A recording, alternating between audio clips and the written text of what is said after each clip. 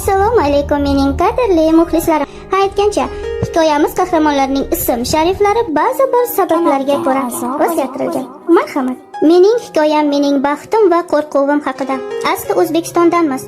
Rossiyaga kelganimizga 17 yil bo'lgan. Turmush qurganimga 23 yil. O'g'limni dunyoga keltirganimga esa 21 yil bo'ldi. Men orziqib kutgan va jondan ortiq ko'radigan qizimni 43 yoshimda dunyoga keltirdim. Men har doim ko'p bolali bo'lishni xohlar edim, ammo o'g'lim tug'ilgandan keyin esa nimagadir boshqa hech homilador bo'la olmadim.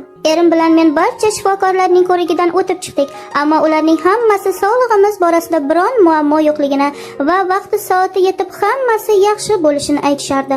Men ham, erim ham eng yaxshi mutaxassislarning ko'rigidan o'tdik, faqat bitta javobni oldik: sizlar mutlaqo sog'lomsizlar, harakat qilinglar. Men allaqachon umidsizlikka tushgandim va qo'limni silkitdim.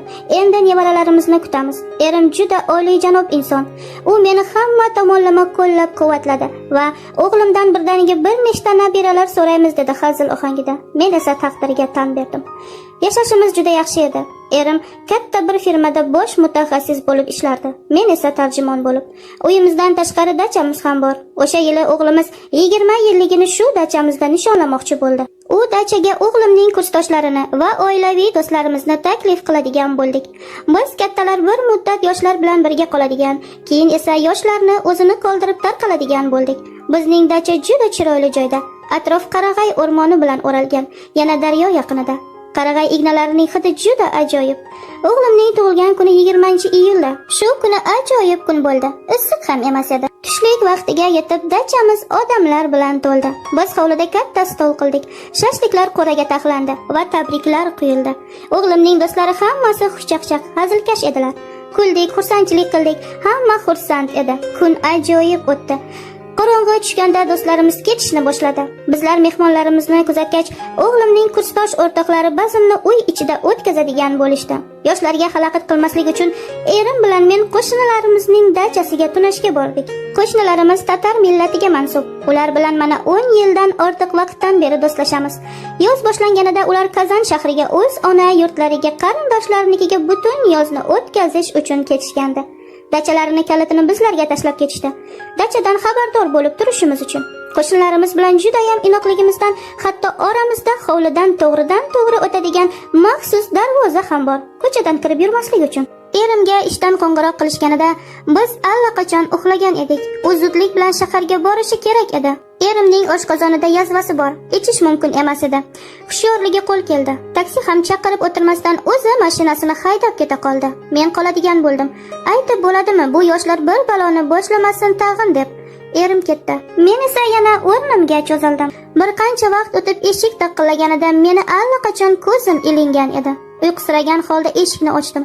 U yerda o'g'limning kursdoshi turganini ko'rdim. Bu turk yigitini o'g'lim bizga Ahmad deb tanishtirgandi. U kulimsiragancha mendan uzr so'rab boshi og'riyotganini, dori so'rab kelganini aytdi.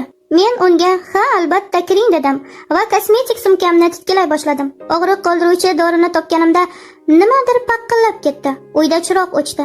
Keyin bilishimizcha shit tashlab olgan ekan o'shanda.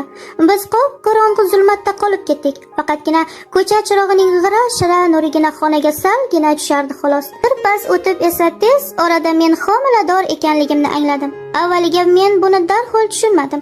Keyin meni tok urgandek bo'ldi. Axir bu Ahmadning bolasi. Shundan keyin hayajonli yugurlar boshlandi. Zudlikda test sotib olib sinovdan o'tkazish u shifokor ko'rigidan o'tishga yugurish. Ha, barchasi tasdiqlandi. Siz homiladorsiz, bolangiz bo'ladi deyishdi shifokorlar. Erim 7-osmonda edi o'zi ham. Meni endi gapirmasa ham bo'laveradi. Homiladorlik jarayoni juda ham yaxshi kechdi. Qizimni aytilgan vaqti soatda dunyoga keltirdim. Keyinroq Ahmad menga qo'ng'iroq qildi va bu uning bolasi ekanligini so'radi. Men yo'q dedim. Biz hammamiz qizimni jonimizdan ortiq ko'ramiz. Faqat men har safar qizimga qaraganimda Ahmadning qop-qora ko'zlari, uzun kipriklari yu chizilgandek qora qoshlarini ko'rgandek bo'laman. Baxtimga erim ham qora ko'z, qora qoshli. Faqat kun kelib haqiqat yuzaga chiqib qolishidan juda ham qo'rqaman.